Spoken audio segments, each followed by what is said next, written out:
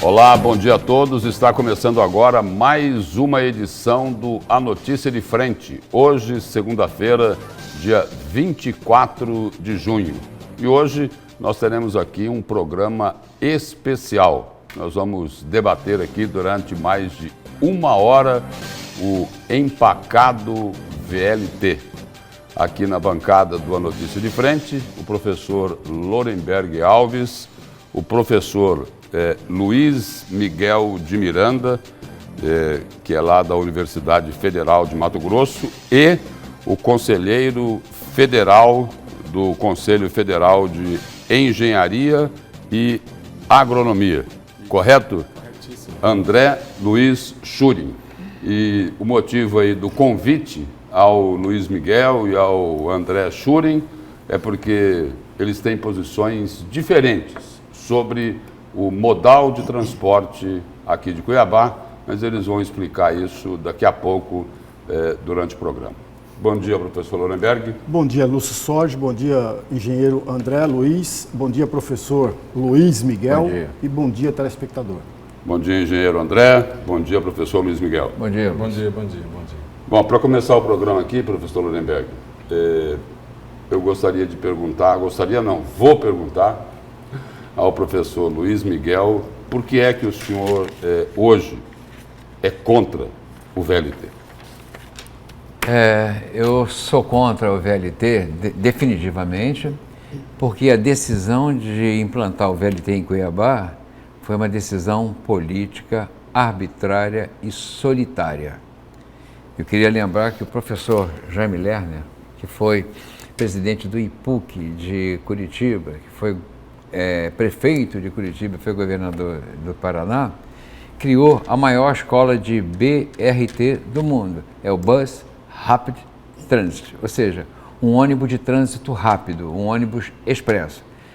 Se alguém quiser fazer hoje um VLT na Malásia, ou no Polo Norte, ou na China, tem que vir aprender BRT em Curitiba.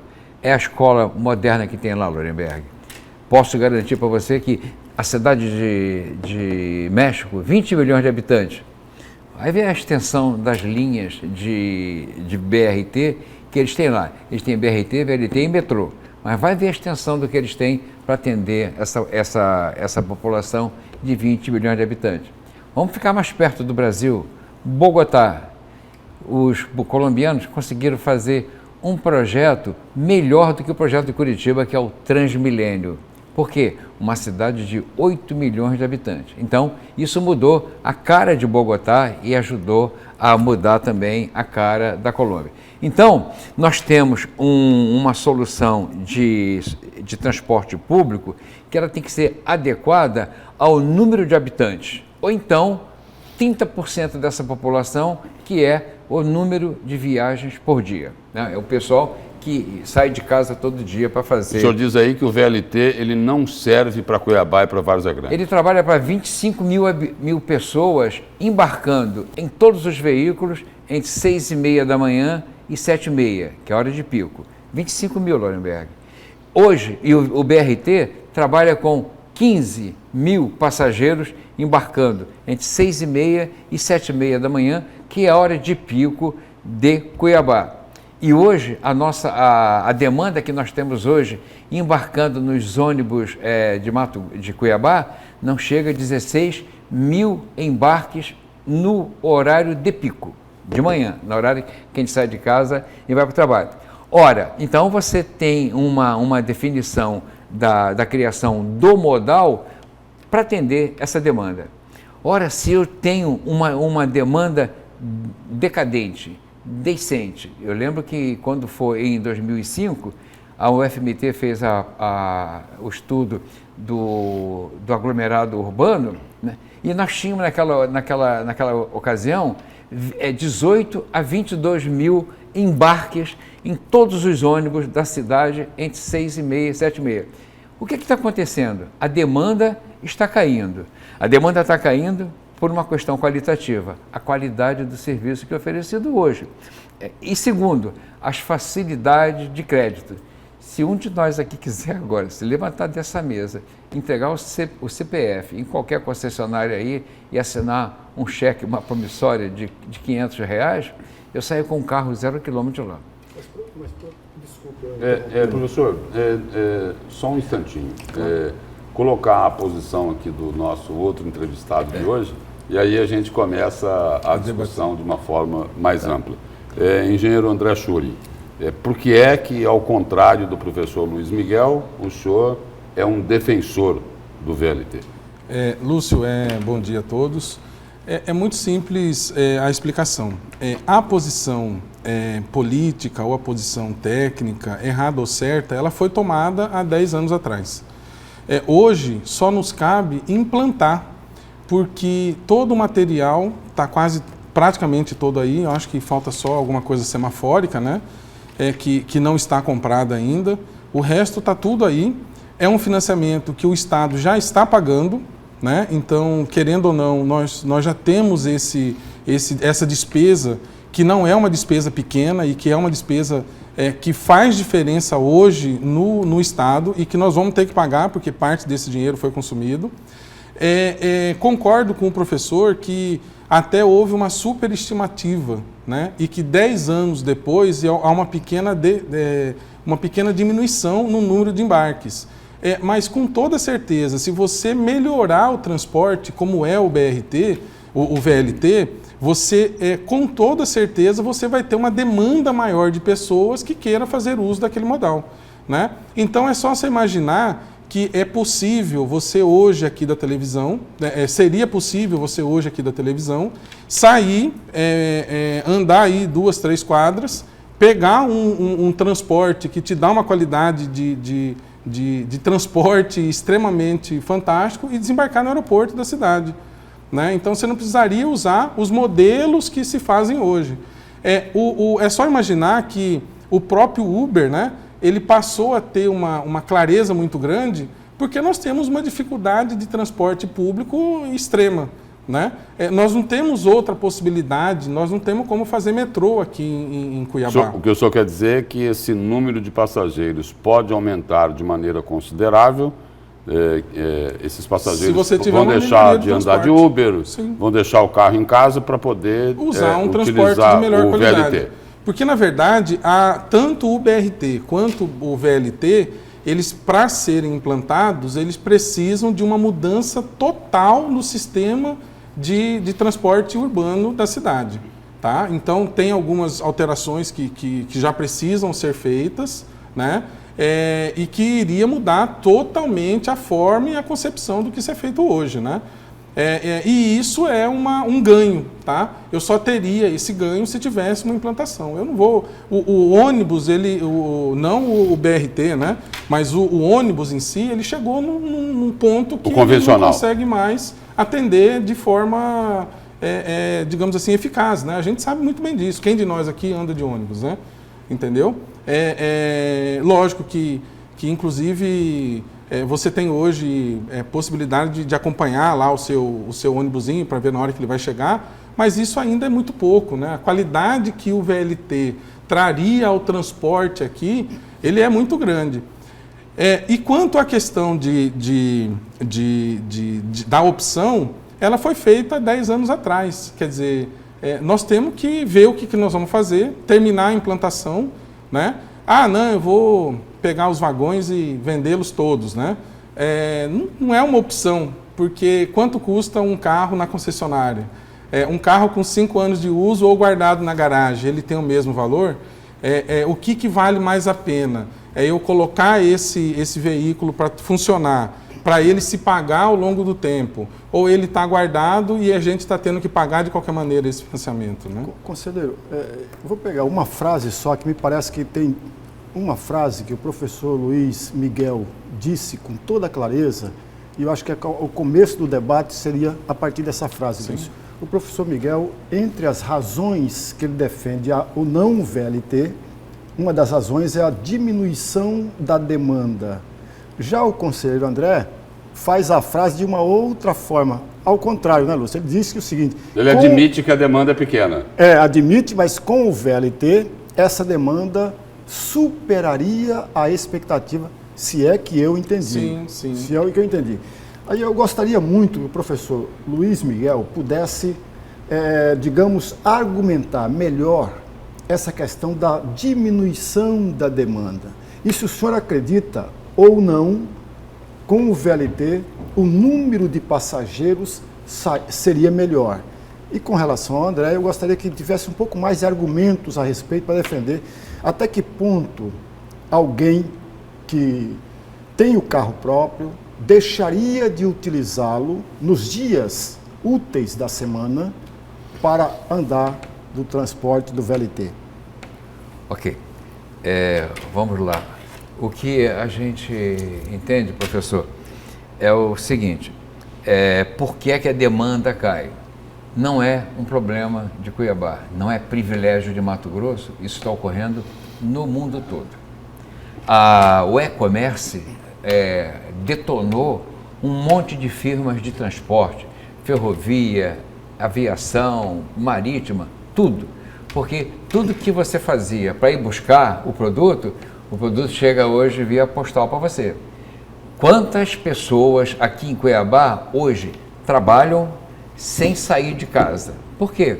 Porque a digitalização, a comunicação digital é assombrosa.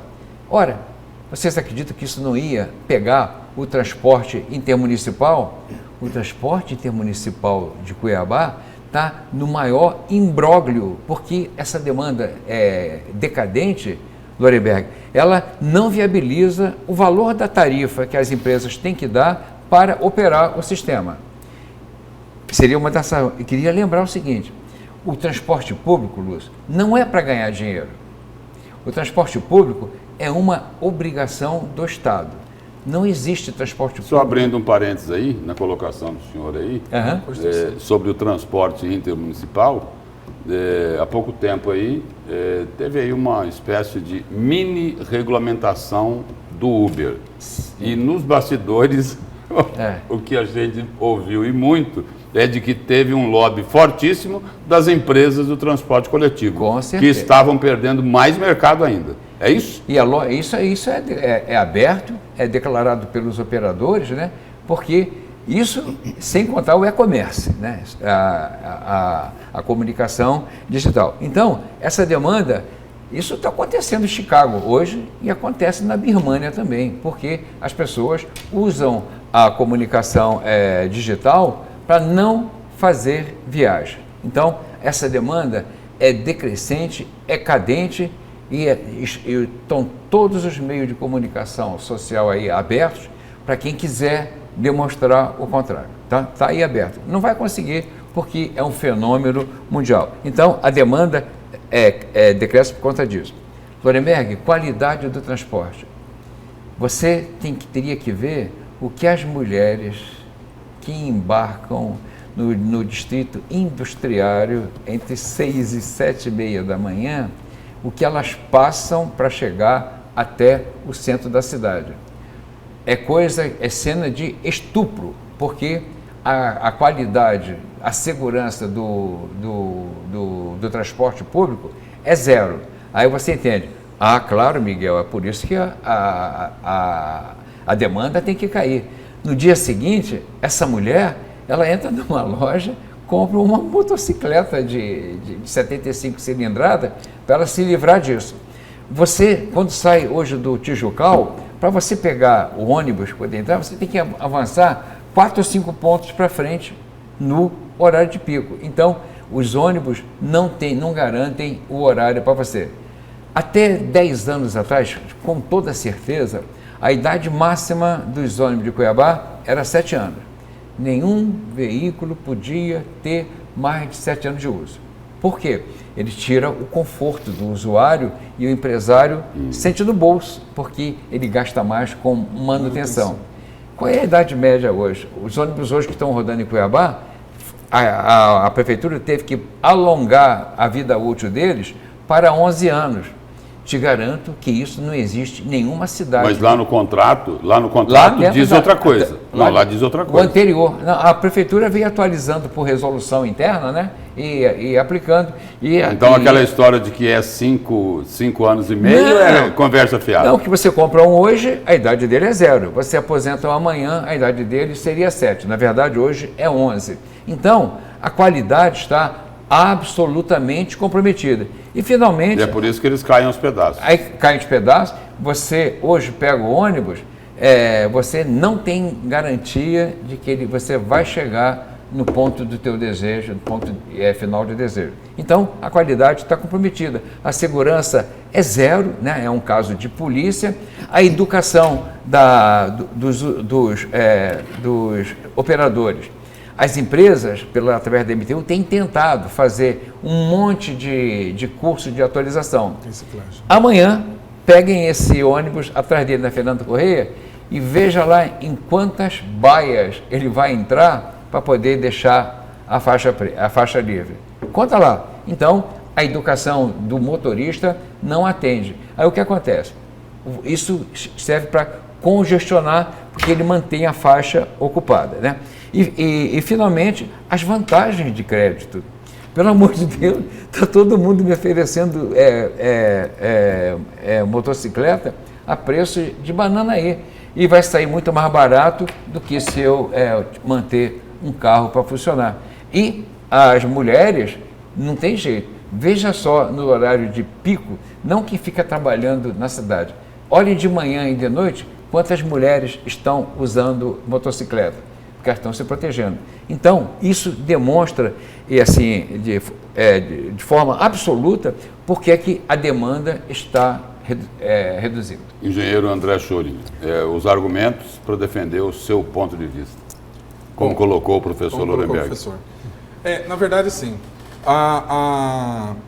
Existe uma mudança muito rápida que a gente tem que estar associado a ela, que é a questão da facilidade que se tem hoje de transporte, no caso, um transporte que existe outras nomenclaturas, nós vamos chamar lá do Uber, né? Que tornou mais barato, mais fácil, e já existe um certo impacto sobre isso nas questões, inclusive, de venda de veículo, tá? Então, as pessoas já estão deixando o carro em casa para não tem onde parar na cidade. Hoje você tem um estacionamento que não é mais tão barato, não é irrisório, ele tem um valor, né? Por exemplo, em Portugal, você paga de 2 a 3 euros por hora para estacionar. Então, se você deixar o carro 4 horas, tá? Ele pesa no final do dia na sua conta. E nós estamos chegando já muito próximo a isso, porque não tem mais espaço para se parar aqui. Na verdade, você tem um aumento de frota de veículo que precisa ser diminuído de qualquer maneira, porque as vias nossas, elas não suportam mais de forma nenhuma novos veículos que podem estar aí. Vide que se a gente pegar o trânsito de 5h30, 7h30, 8h30, não precisa falar muita coisa, que já é natural, tá? De forma errada ou certa, ruim ou boa, as obras de mobilidade que foram feitas, elas ajudaram a melhorar esse panorama, tá? Então, os viadutos, as trincheiras que foram feitas, essas outras obras que ainda estão por serem feitas, tá? Estão aí para melhorar. Só que nós temos que, de qualquer maneira, fazer um modal que, primeiro, capta essa pessoa que pode fazer uso de um transporte público de uma melhor qualidade. Tá? Você querer que o cara vai andar de ônibus porque ele vai deixar o carro na casa dele, ele não vai pensar 2 vezes em tirar o carro da garagem e do jeito que está hoje. Tá?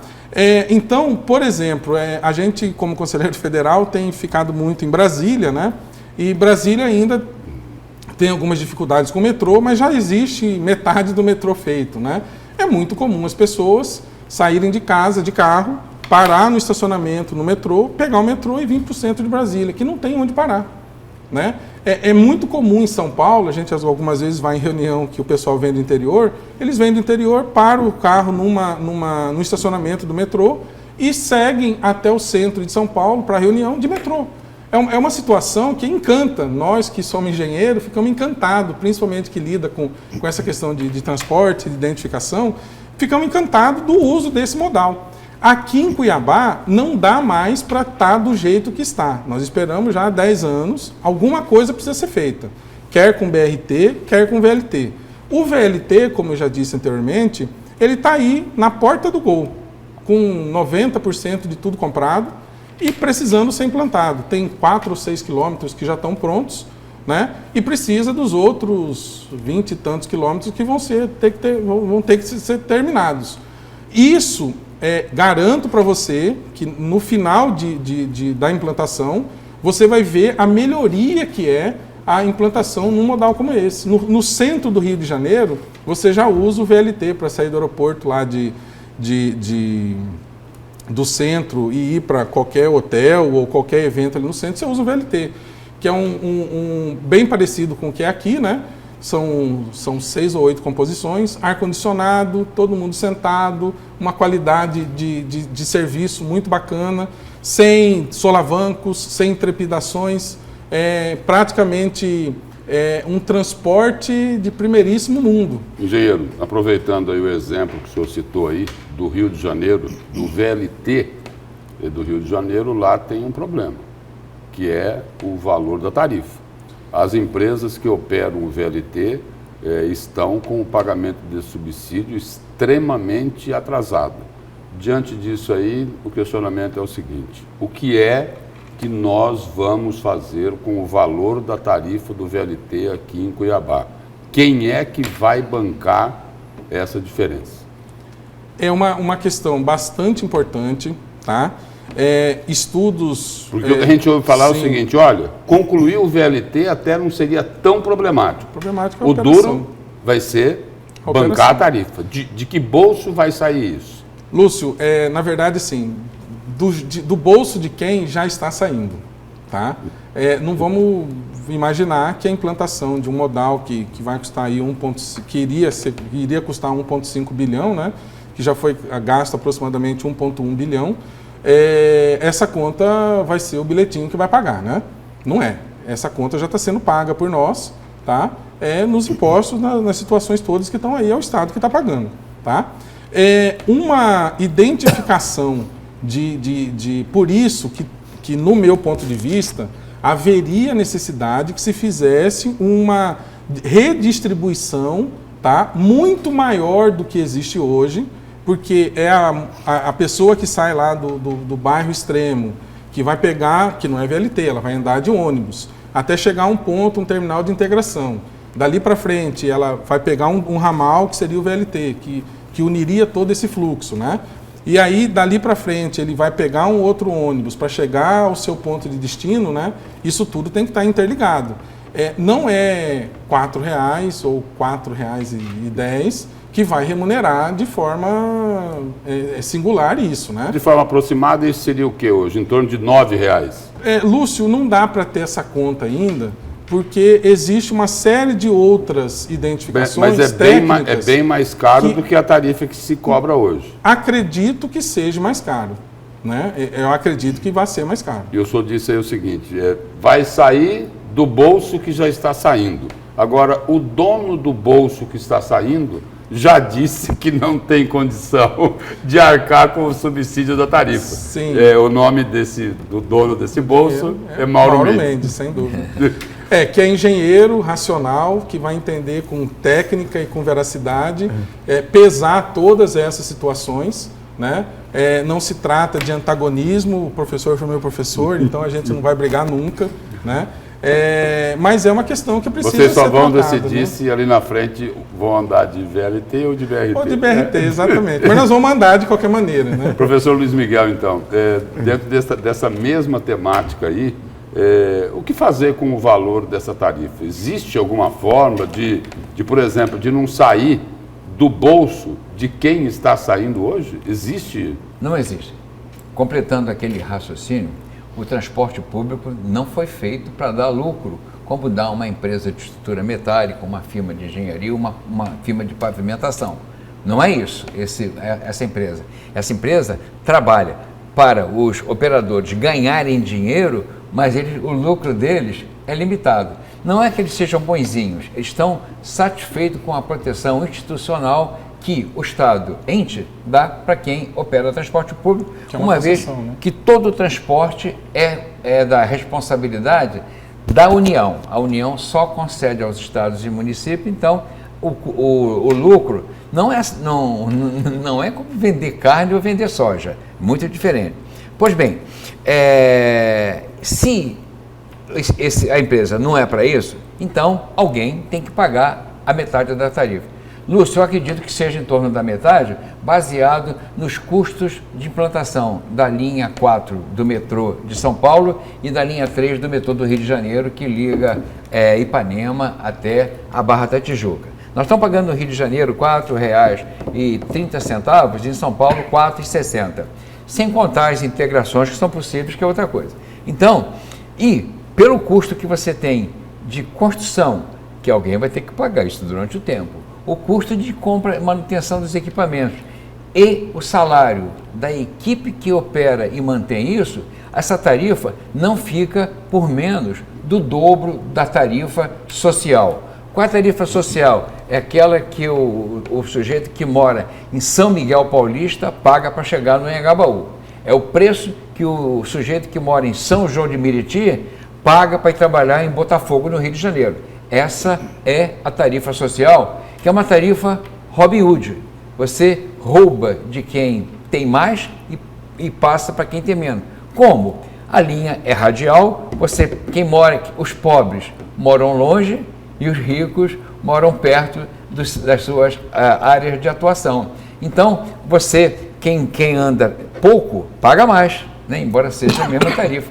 Mas por quilômetro rodado, quem mora a 3 pontos final paga muito mais cara a tarifa. Então, a tarifa é social. Explica porque a gente chama de tarifa Robin Hood, né?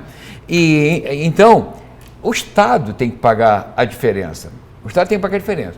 No caso específico de São Paulo, nós temos o maior centro urbano do Brasil, né? Ou quem sabe da América do Sul. Temos o maior PIB do país, o centro de produção de conhecimento, o centro de produção industrial, comércio, tudo isso, São Paulo é referência. Em cima está a União e embaixo, lá no lavoro, no trabalho, está a Prefeitura. Prefeitura, Estado e União pagam a diferença do preço da passagem da tarifa social do custo da real. E o operador só ganha em cima dos passageiros transportados. Isso é com a Flumitrens no Rio de Janeiro, é com as barcas no Rio de Janeiro, é com o metrô de São Paulo e vai ser se vier a operar, o VLT de Cuiabá. Todavia, comparar São Paulo com a estrutura de cidade, estado, região metropolitana e mais a União, esse subsídio talvez você nem sinta, porque ele sai em forma de renúncia fiscal. Mas é igual a piada do Garrincha, tem que conversar com os russos, ver se estão dispostos a isso. Quem são os russos? Aqui em Mato Grosso nós sabemos quem é quem mora em Tabaporã, quem vive em Alta Floresta, quem mora em Araguainha ou Juara. Eles têm que ser informados de que eles vão ter que pagar o conforto de Shuri e vocês aqui, a gente andar de VLT. Se eles concordarem, tudo bem, faça-se o VLT e pague-se 50% da tarifa. Não há mágica, é assim. Então, o seguinte, o senhor está projetando aí uma tarifa que seria o dobro da que é praticada hoje. Em torno de R$ 8 a R$ 9, a gente tem que... o projeto não está concluído ainda. A bem da verdade, nós não sabemos hoje qual é o custo de desapropriação da Fernando Corrêa. E a gente sabe que é um custo assombroso. E outra coisa, quem consegue desapropriar uma casa velha na Ilha da Banana? Quanto custa aquilo? Para mim custa R$ 20 mil. Mas por que está preso? Porque está judicializado. Qual é o juiz hoje que vai assinar os custos propostos pela Prefeitura, pelo Estado, pela União, para desapropriar a Fernando Corrêa ou o Jardim Oceânico lá no Rio de Janeiro, ou então a USP lá em São Paulo, onde passa a linha 4. Nenhum juiz vai fazer uma coisa dessa. Então, vai ser tudo judicializado. E por ser judicializado, a coisa não vai andar. Nós não sabemos qual é o preço de desapropriação eles, os operadores, o Estado, tem que dizer para a sociedade, o custo é esse. E aqui no centro tem outro problema. Tem vários. É isso? Sim. Aí depois que tivesse o custo, liga lá para a universidade, passa para a gente esse custo que a gente vai dizer. Por exemplo, tem um problema ali, envolve o Morro da Luz, a igreja. Olha, o Morro da Luz é um caso à parte, né? É um caso à parte. É o maior monumento histórico da cidade e do estado. Ali não tem concreto armado. Aquilo ali é pedra argamassada com resina, né? Resina natural. Qualquer trepidação que der ali embaixo, aquela igreja vem abaixo. Ela vem abaixo. Trepidação. Tá, então, professor, o que é que nós vamos fazer? Vamos abandonar? Não vamos abandonar. Lúcio, vamos chamar gente que conheça, que sabe trabalhar com solo, que sabe trabalhar com fundações e proteger. Só que para proteger aquilo ali, Lorenberg, tem que gastar um monte de dinheiro. Novamente, vamos conversar com os russos, né? Para eles saberem que eles vão ter que pagar tudo isso. Quer dizer, nós na parte de engenharia temos essa preocupação. Olha, mexer ali sem a gente ver lá, firma tal, tecnologia tal, tecnologia de prospecção eletrônica, sísmica, a gente vai botar a boca no trombone, porque vão botar aquela igreja abaixo. Então, esse, Lúcio, é o cuidado que a gente tem que ter. Engenharia tem solução? A gente pode até pegar aquela igreja ali, botá-la de costas para a prainha. Podemos fazer isso. Nós temos tecnologia para isso. Alguém tem que pagar. Então, essa tarifa, a gente entende que ela será o dobro da tarifa social. Professor e conselheiro, perdoe, eu não sou engenheiro, eu posso estar descrevendo um quadro completamente equivocado. E, por favor, me corrijam. Eu vou tentar descrevê-lo. Quando se pensou e viabilizou, professor, a perimetral, muitos disseram que era uma loucura. Isso. E nós vimos depois, Lúcio, a importância da perimetral para a cidade, porque, de uma certa forma, reorganizou a cidade que se tinha naquela época. Sim. Hoje não mais, porque a perimetral perdeu esse sentido, né? Não é mais o perímetro. Não é mais, não é mais. Na realidade é o seguinte, né? A esperança hoje, né, é de que o idealizador da perimetral fosse um pouquinho mais louco do que ele era. Do que ele era, exatamente. Sem dúvida. Complementando esse quadro que eu estou tentando descrever, não seria a mesma coisa com o VLT, conselheiro e professor? O VLT sendo um instrumento de reordenamento, de reorganização e de uma redisciplina, não sei se existe essa palavra, uma redisciplina da própria cidade, ou seja, tendo a mesma função que a perimetral um dia teve. Por favor, me corrija se eu falei bobagem aqui. Vamos começar pelo conselheiro. Você está coberto de razão e a gente já apontou isso antes, né? Você precisa, para a implantação do VLT ou do BRT, de qualquer que seja a identificação que vai se fazer, né? Reorganizar todo o transporte público e coletivo da cidade. Você vai, além disso, reorganizar, inclusive, as vias, tá? Você muda toda a roupagem da cidade, de Cuiabá e Várzea Grande, tá? Para poder ser atendido, porque senão não adianta nada. Você vai voltar com uma questão e vai bagunçar mais ainda do que existe, tá?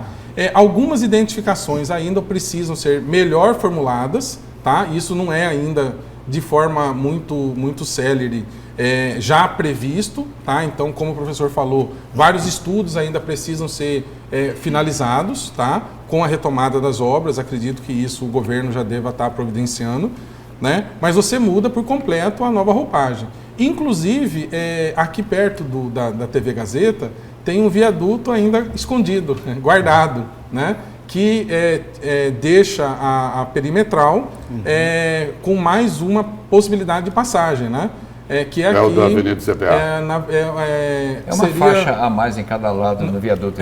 Além do viaduto, você tem, uma passagem próximo à loja de material de construção, uma passagem subterrânea. Que a prefeitura não quer abrir, ninguém sabe já está pronta, a parte de cima e já está tudo prontinho, falta só escavar e você vai ter mais uma via. Mas não abre por quê?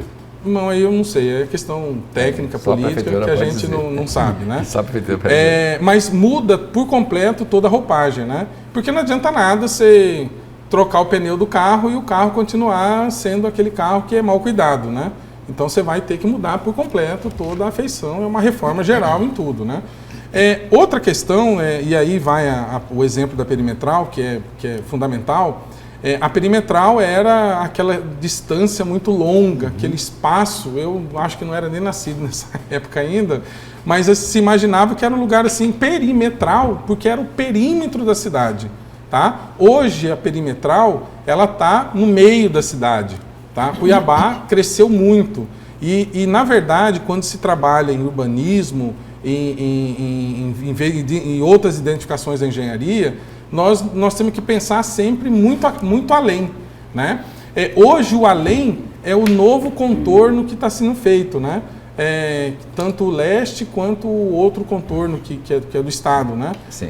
Porque aquela população ela precisa de trânsito e de traficabilidade, né? Você tem hoje, como o professor disse, muitos bairros que ficam muito longe, né? E você tem que trazer essa turma toda para trabalhar, né? Embora muita gente hoje já usa o computador, a internet rápida, uma série de facilidades, ainda você tem a mobilidade urbana, né? Então, esse avanço é o que se espera com esse modal. Professor Luiz Miguel. Ok. A Avenida Perimetral, ela é a antiga BR-163-364, que foi construída em 1970 pelo DNR. Eu tive o prazer de, naquela época, ser engenheiro do DNR e foi a primeira vez que eu vim a Cuiabá. Certamente você não era nascido. Então, nós viemos aqui, quando fizemos aquele traçado, Lorenberg, a cidade estava contida, não passava da Avenida Mato Grosso, ou então ali pelo Areão. Então, a gente dizia assim, lá na Divisão de Estudos e Projetos do Rio de Janeiro, esse contorno, porque era um contorno da cidade, né? Era uma rodovia federal e havia dinheiro previsto no Plano Nacional de Viação, no Plano Quinquenal de Obras de então, para fazer esse contorno, que dava 29, 30 quilômetros. Então, e a gente tinha dúvida naquela época se estava muito longe, Aí diz assim, Miguel, vocês e o DNR perderam. Nós não perdemos porque a cidade tem uma expansão natural. Aí vou a Belo Horizonte, aí digo lá, nós não erramos. Belo Horizonte, para quem vem pela BR-040, tem 3 contornos que foram sendo superados um a um, porque a via facilita a criação de negócios. Então, a cidade vai crescer na direção desses eixos, mas não tenha dúvida, nós temos hoje o eixo... Um outro exemplo aqui na Avenida das Torres. Exato. Sim. Esse que está vindo agora, esse anel viário, você pode ter certeza que quando for daqui a 20 anos, ele está igual à Estrada da Guia.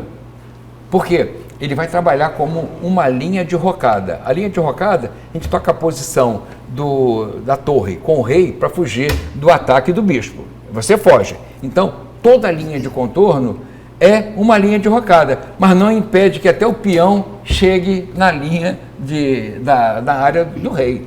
Então, essa linha de rocada, você nunca perde, porque a expansão é natural. A pergunta, o VLT traria uma nova configuração, uma organização do espaço urbano?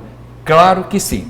Mas o VLT, pelos exemplos que nós temos no mundo todo, ele não é uma plantação de linhas radiais, ou seja, sair ali da prainha, ir para o CPA, sair da prainha, ir para o aeroporto, sair da prainha, seguir para Sucuri, sair da prainha, seguir para... Não é isso, ele não funciona dessa forma. Se a gente for na cidade do Rio de Janeiro, for na cidade de Santos, a gente vai entender que o VLT ele trabalha naquilo que nós, de engenharia de transporte, chamamos downtown, quer dizer, é o anel viário interno da cidade, que a gente hoje normalmente criou uma outra linha de rocada, para ninguém chegar ao centro da cidade, como Londres está ensinando para a gente hoje, né? Então, e o VLT, exatamente para fazer a conexão ao longo desse circo de rocada, que é para você assim, não, daqui você não passa. Você não passa, não é bem assim. Os hospitais vão se instalar ali, os negócios vão se instalar ali. O VLT é para isso. O VLT não é para transporte axial, radial. Por quê? Então, dentro desse conceito aí, o VLT ele tem que ficar confinado em todas as entradas desse centro urbano, desse anel viário interno, para dar essa mobilidade.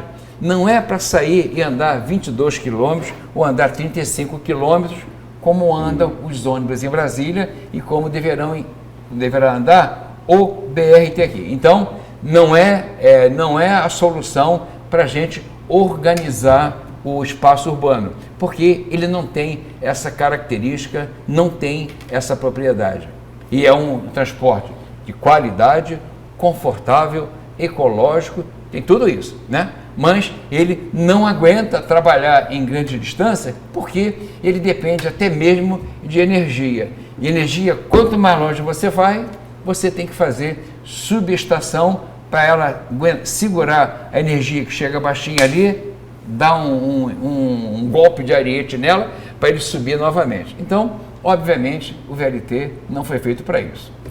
E nós vamos agora ao nosso primeiro intervalo comercial e voltamos daqui a pouquinho para continuar falando aí sobre o futuro, o destino do empacado VLT. Até já.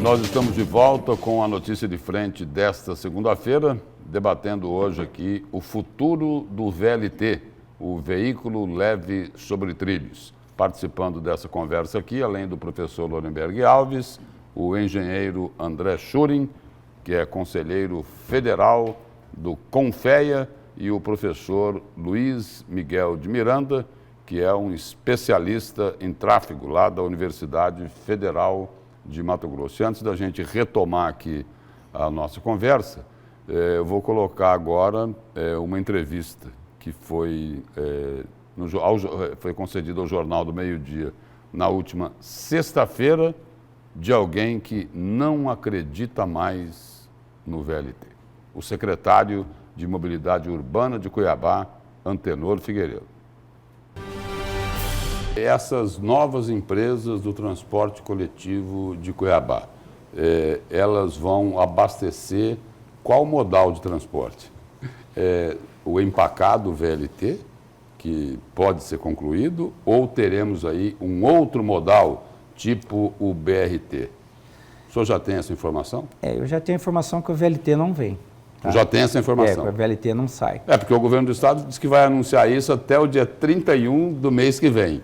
Certo. Eu tenho essa informação. É por isso que a prefeitura já está mexendo aí nos canteiros centrais das avenidas, porque sabe que não vai ter o VLT? Não, primeiramente, Lúcio, nós precisávamos acabar com essa ferida deixada aí por esse imbróglio do VLT.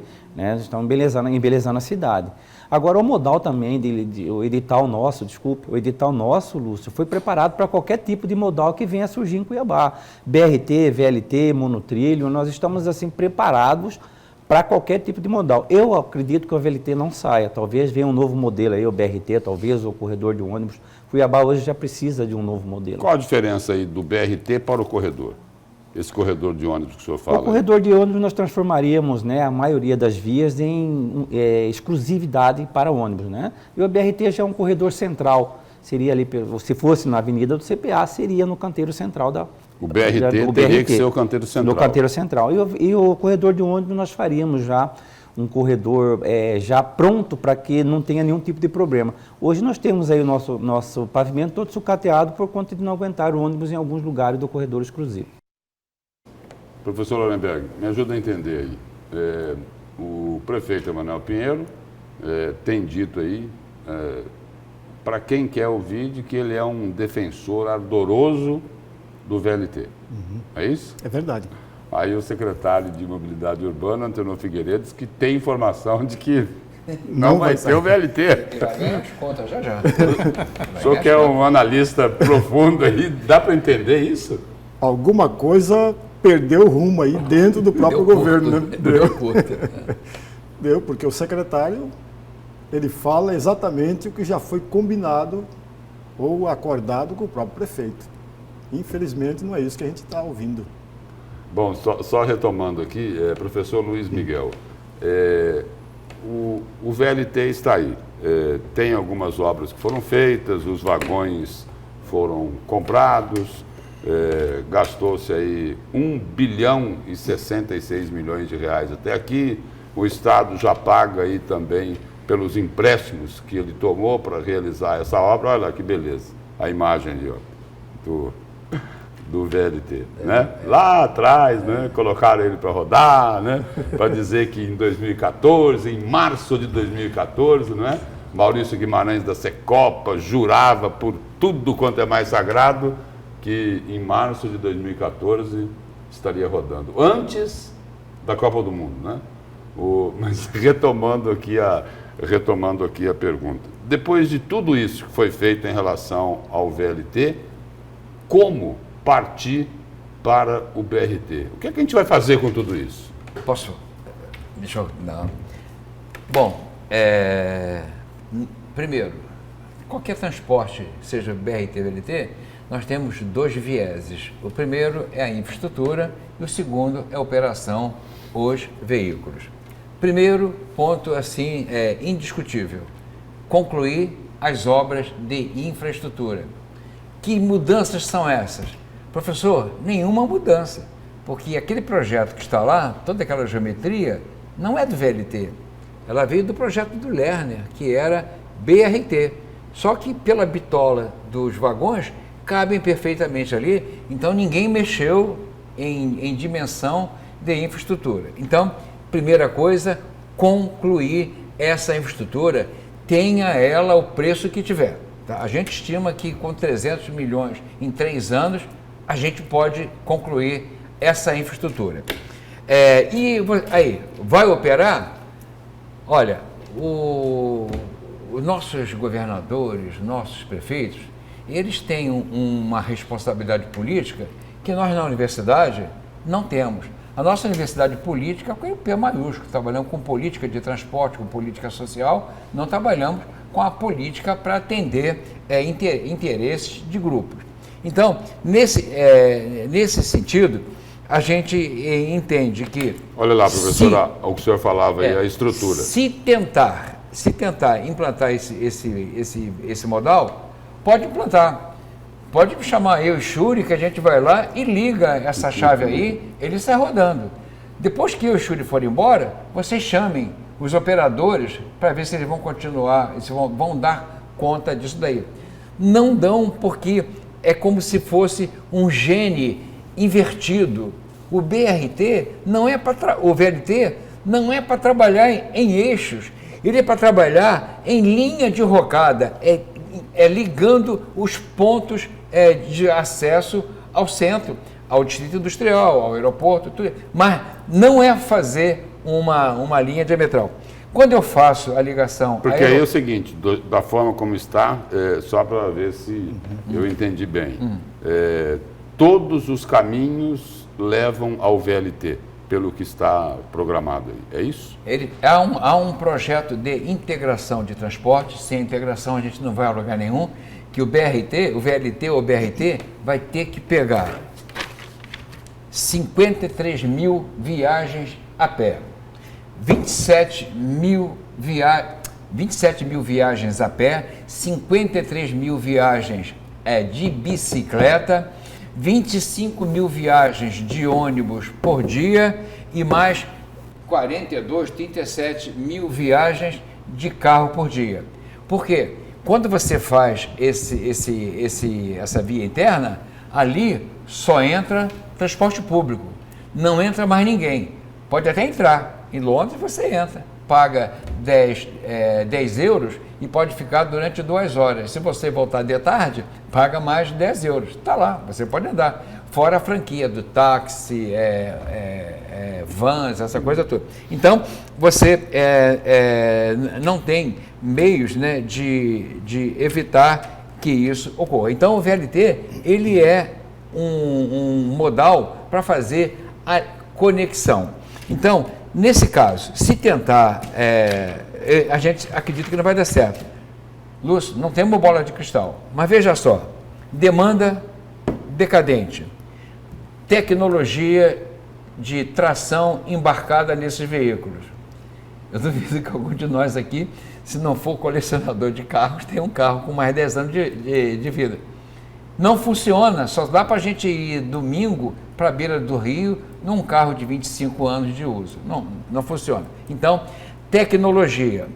Também duvido que nesse prédio aqui daqui da TV, a gente tenha alguém que hoje compre um Smart de 5 anos.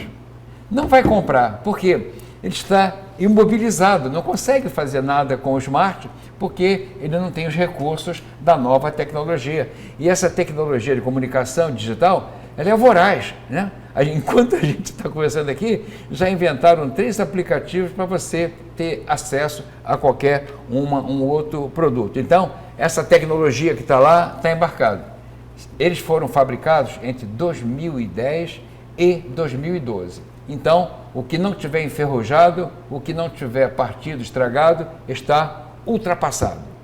Nós não vamos comprar Smart de 5 anos, absolutamente. Então, se você quiser operá-lo, tem que reformular, repotencializar a tração e também a questão da tecnologia embarcada. Você tem custos de conservação. Qual é a vida útil de um VLT? Eu admiro, vai depender do cuidado que o operador tem. Nenhum deles dura menos de 15, 20 anos. Nenhum deles, né? Se você estiver na China, quando entra o VLT, para 280 passageiros, entrou 320. Então, aquilo ali vai acabar rapidamente, mas eles sabem como fazer isso, né? Custo de operação. Para operar um VLT, eu tenho que ter, pelo CREA, engenheiro eletricista, engenheiro mecânico, engenheiro civil. Isso só para ficar no CREA.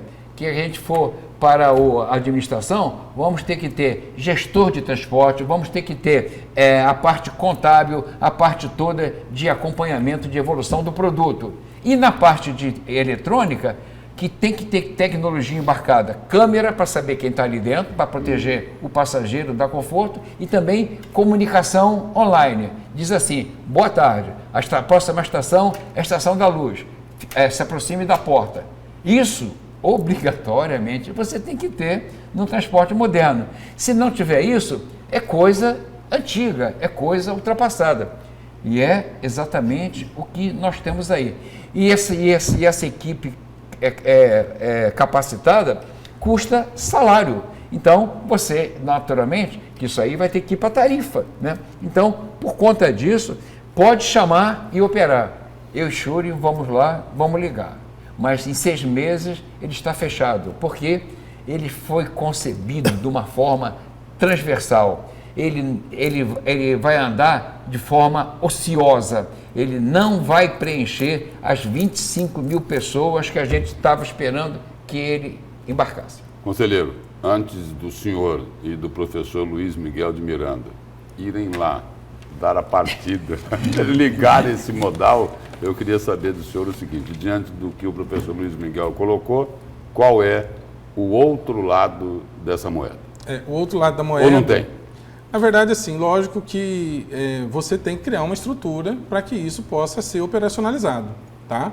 Então, dentro desse custo, que seria aí um pouco mais ou muito mais do que se paga hoje de tarifa, você tem toda uma estruturação. Para ter uma ideia, que eu me lembre, numa conversa que a gente fez uma vez uma análise no projeto, são 729 câmeras de vídeo, lembrando que o professor falou, que fazem todo o controle. E o que fazer com essa tecnologia embarcada, ultrapassada? Então, essa tecnologia que está aqui ainda é a tecnologia que eu vi no metrô, no VLT de Frankfurt, que eu vi em Portugal, que eu vi no Rio de Janeiro, né? Evidente que na geração nossa aí, e a minha e do professor agora recentemente, de 5G, né? Você precisa ter um avanço tecnológico a cada um ano. Isso a gente já vem acompanhando há muito tempo, né? O seu telefone, a cada ano, ele troca por completo, né? No próximo 3, 4 anos, ele nem atualiza mais o programa. E isso é real, né? E é por esse motivo que você paga um custo caro para que se mantenha isso vivo, né? Para que isso não se transforme. E a indústria hoje da tecnologia vive assim, né? Estalar de dedos, né?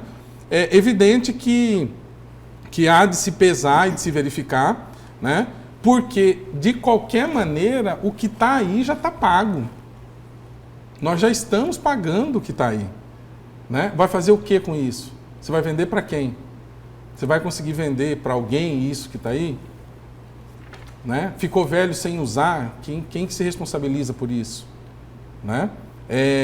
Na verdade, o que se tem é que, infelizmente, nós temos que usar o que se tem. Né? Pra você ter uma ideia, são 10 subestações de energia. Né? Você tem aí toda a linha férrea já depositada aqui.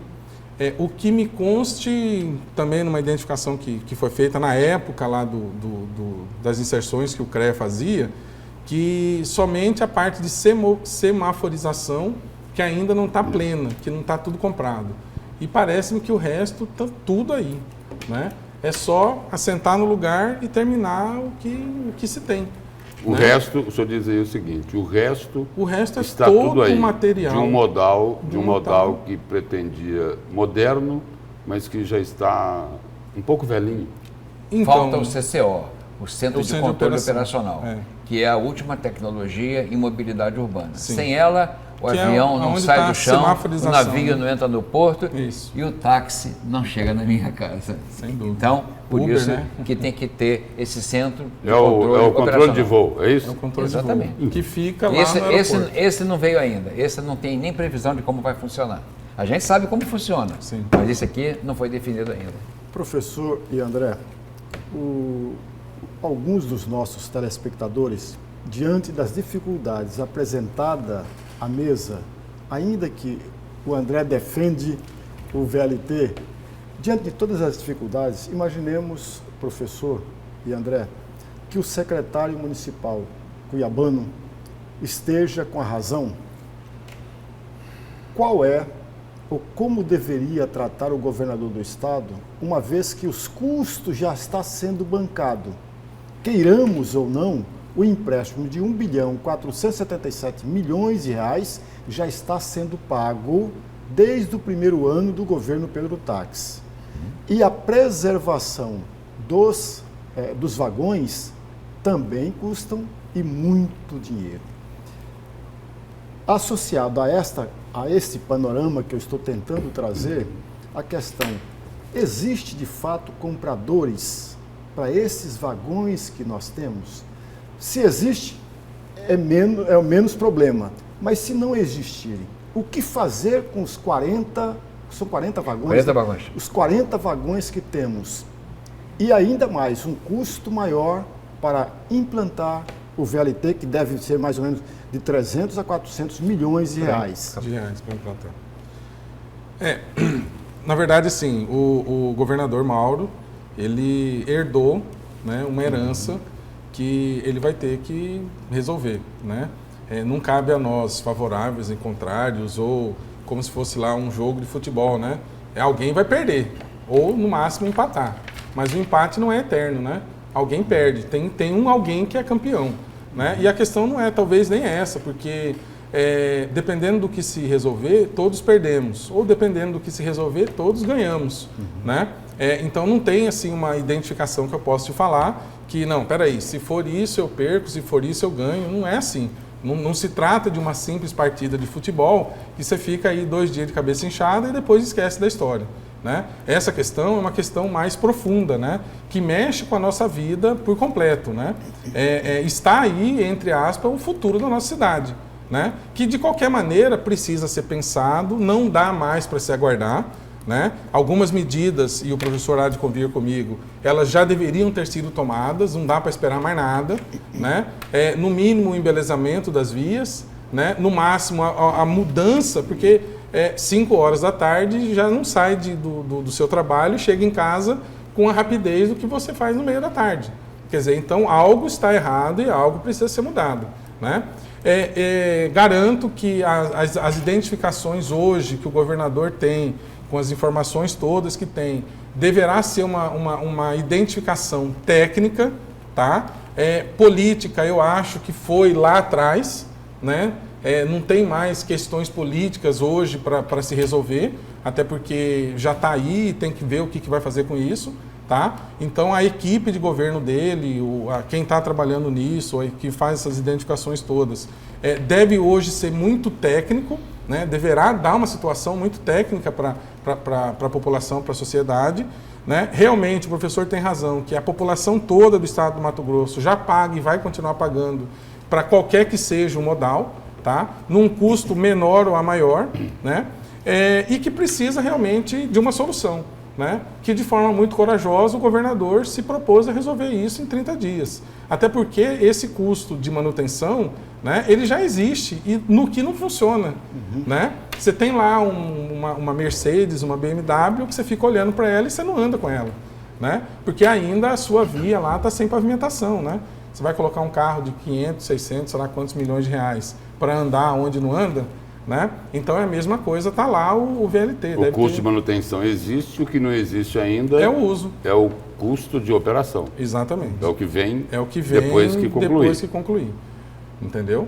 Então, na verdade, e por isso que passa por uma modelagem por completo, porque para o VLT ou BRT dar essa fluidez e movimentação, o ônibus tem que, na hora exata, deixar o passageiro no ponto certo, né?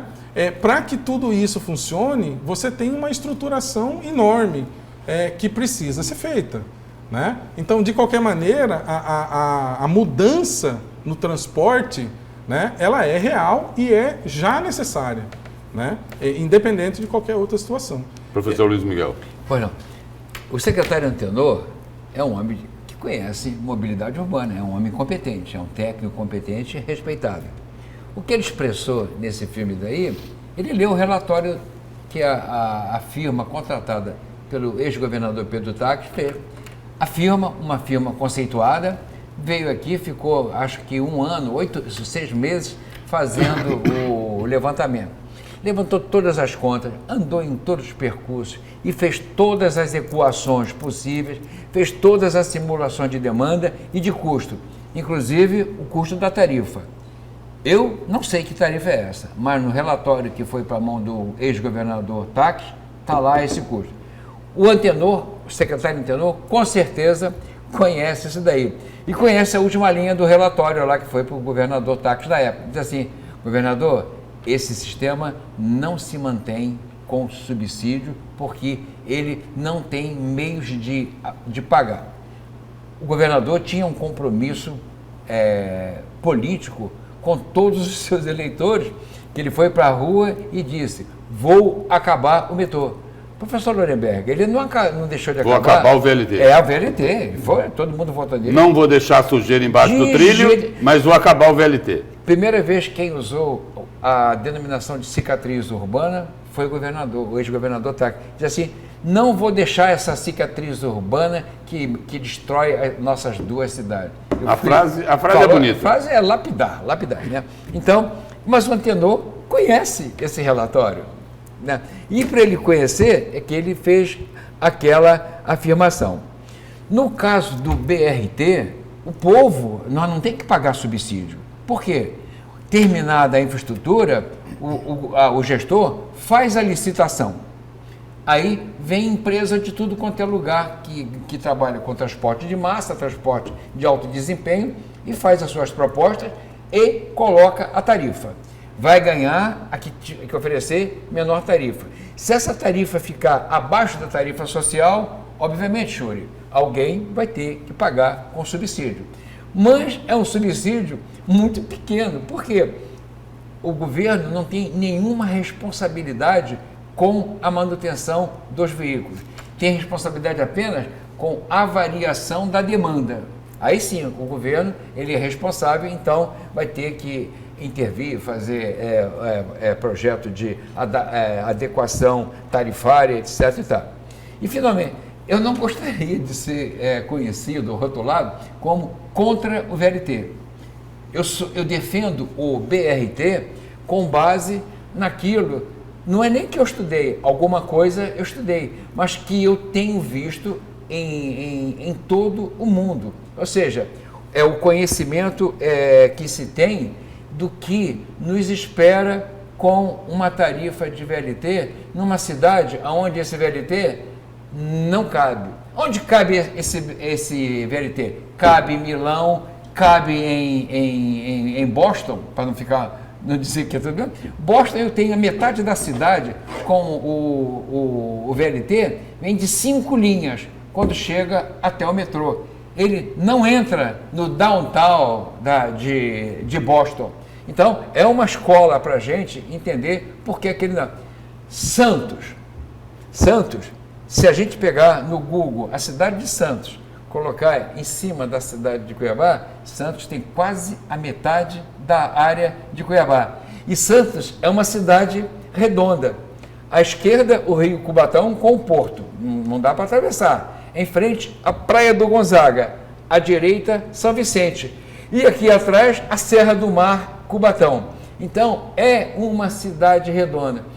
O pessoal lá está projetando esse VLT, mas ele cabe, porque o próprio perímetro da cidade é uma linha de rocada. Então, você vai sair desses pontos e leva para o centro da cidade. O VLT cabe aqui. E, como disse, coloca no mapa, é metade da área que tem Cuiabá. Será fácil a venda dos vagões? Professor, o senhor responde daqui a pouquinho essa pergunta. Nós vamos agora ao nosso último intervalo comercial de hoje e já estaremos de volta.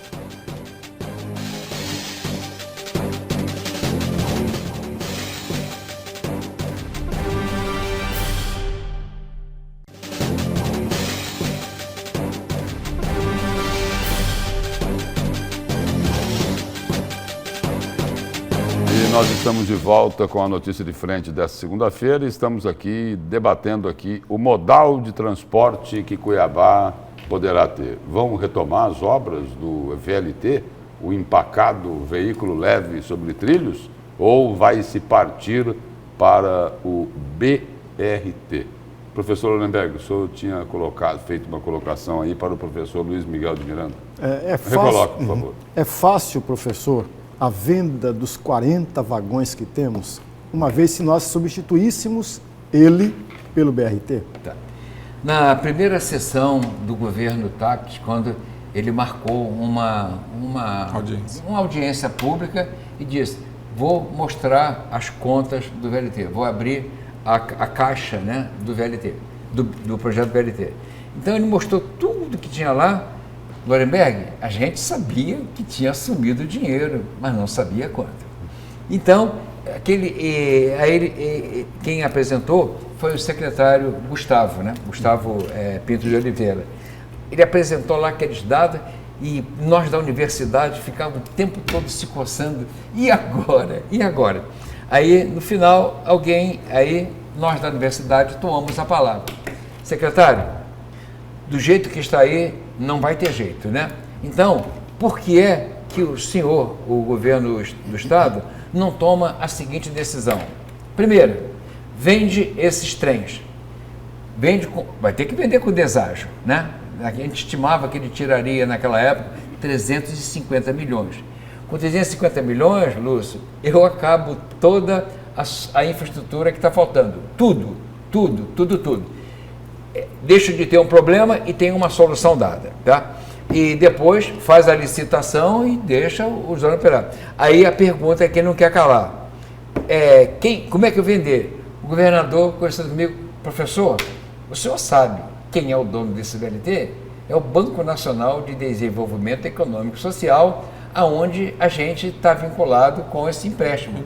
Eu não posso vendê-lo, né? Quem pode vender? Eu falei, mas governador, o senhor pode pelo menos conversar com o BNDES. Se está dando solução hoje para Mariel e para toda essa, o que o BNDES fez, obviamente que há solução institucional para vender esses equipamentos. A bitola do nosso VLT é 1,435 metros, né? 1,43 centímetros. É a bitola internacional.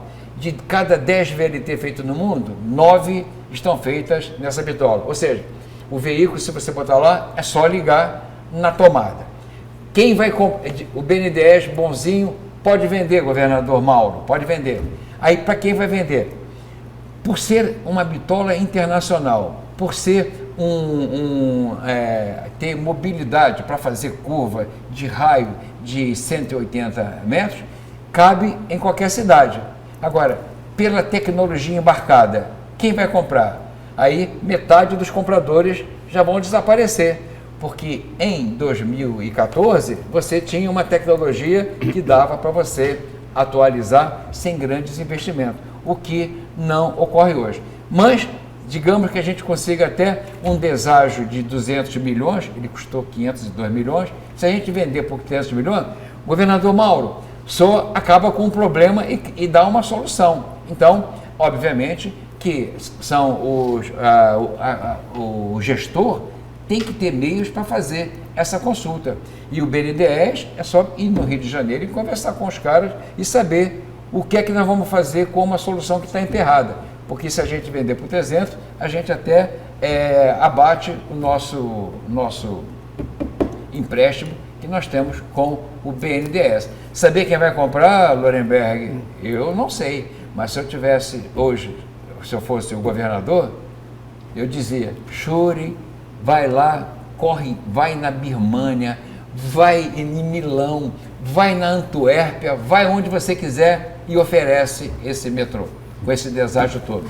Como esse preço de 2 milhões é preço internacional, ele foi comprado em dólares, né? Então, talvez você possa fazer isso. O senhor falou até aqui, por que o VLT? A pergunta agora é a seguinte, por que não o BRT? Exatamente. Aí eu falaria para o professor, está tudo aí, tudo comprado, não precisa mandar para a Birmânia, né? Coloca no trilho, vamos fazer esse troço andar aqui mesmo. Né? O trem, vamos fazer o trem andar aqui. Simples assim? Lúcio, é aquilo de novo que a gente falou desde o início, né? Tá tudo aí, né? Vamos correr esse risco? Lógico, de forma sopesada, de forma identificada, né? De forma técnica, né? Vamos identificar que aquilo é possível, né? Essa qualidade de transporte, ela é uma qualidade de transporte indubitável, né? Quer por BRT, quer por VLT, alguma coisa tem que ser feita, tá? Como está tudo aí, praticamente tudo aí, eu acho que vender não é a melhor situação, né? É evidente que se eu conseguisse vender e devesse só o que eu consegui da dívida, né? Seria ideal, mas e aí, quem vai perder, né?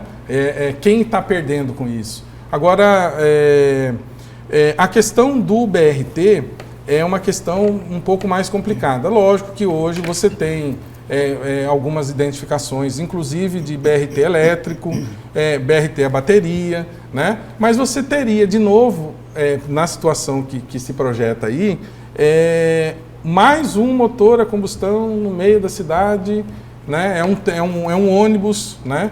Embora seja uma faixa exclusiva, a gente sabe a dificuldade de faixa exclusiva que tem no centro da cidade, né?